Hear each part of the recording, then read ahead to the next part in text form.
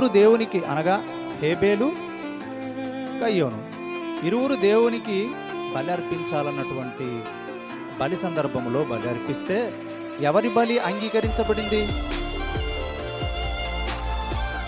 హేబేలు. ఎందుకు? యథార్థవంతుల ప్రార్థన దేవునికి ఆనందకరం.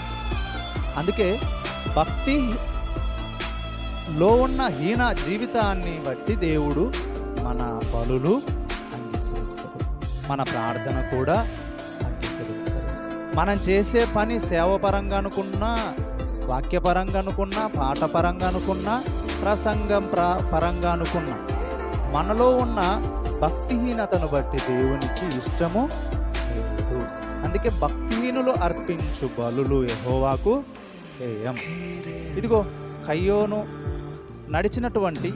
అర్పించినటువంటి బలి లేదా నడిచినటువంటి